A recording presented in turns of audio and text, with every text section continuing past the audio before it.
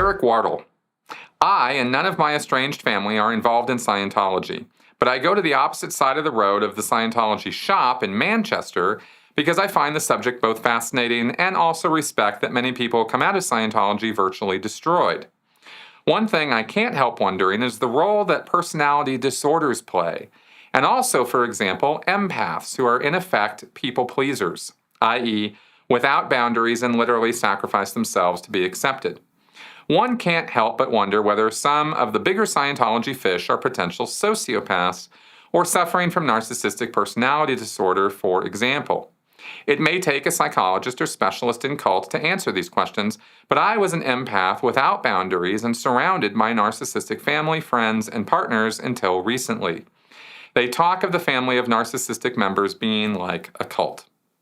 Okay, Eric, interesting subject to talk about here, and I'm glad that you have come to a place now where you're no longer part of a narcissistic situation. Good for you. An interesting question because, yes, John Atack and I actually talked recently about the idea of there's a theory in history of, history being driven by sociopaths who use apaths to sway or control or, somehow influence empaths to do what they want them to do. Because empaths, as you mentioned, are people pleasers, are your regular good people, and there's quite a few of them in the world. Many, many, many more than there are sociopaths or apaths. But, it only takes, I just read today, there was a case of a serial molester. This guy, one doctor apparently has 70 accusers. A gynecologist, right, who was abusing his patients. And so this is recently coming to light and highlights, in fact, some of the difficulties in prosecution and also in, I mentioned earlier about the unreported thing. This was sort of a thing that spurred me to be thinking about that.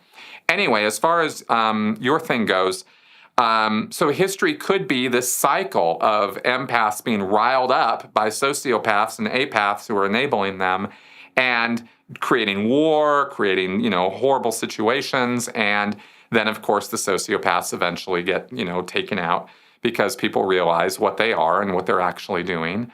And then we move on with history and we go from one to the next and the next. And the 20th century specifically we were inundated with sociopaths and world wars. Larger scale conflicts than we've ever had in the history of the world. And more damage and destruction occurred in the 20th century than I think every other century before combined. So, pretty bad, right? Things get pretty nasty under sociopaths. And yet this continues to be the cycle with which we live our lives and go along because empaths want to believe people. I would classify myself in that role as well. And,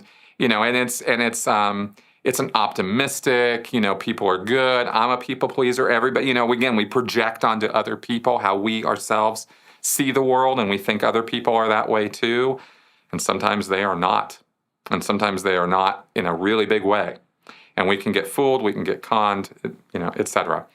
Okay, now when it comes to Scientology, yeah, statistically speaking, most people who come into Scientology are going to probably be empathic in nature.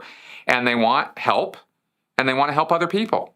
And L. Ron Hubbard provided this entire, huge system that appears on the surface to be integrated and complete and useful and workable.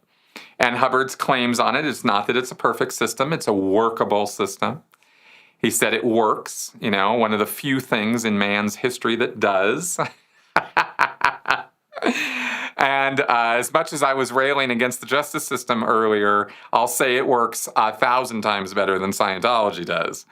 So, Hubbard's fluff being what it is, people come in and they buy into it, right? I don't know. I've never really done really serious thought or statistical work on this as far as how many people are coming into Scientology who are trying to make the world a better place versus how many people are coming in for purely selfish reasons versus how many people are coming in who are total sociopaths, right? I don't even know if I have the data available to do such an analysis. I just have my own, experience and anecdotes, right, which I can pass on to you guys. But in this particular case, I don't know that I can speak a whole lot more to this except to say that, yeah, there's all kinds of people who come into Scientology or other destructive self-help type cults who have issues, who have all kinds of problems. And yes, there are people who come into these groups who are mentally ill or who are actually even insane at some level. And they get along in life well enough, they're functioning enough that they can come in, pay some money, read some books, and do some services. But, they're just a little bit off. And I knew people in Scientology like that, and they are interesting people.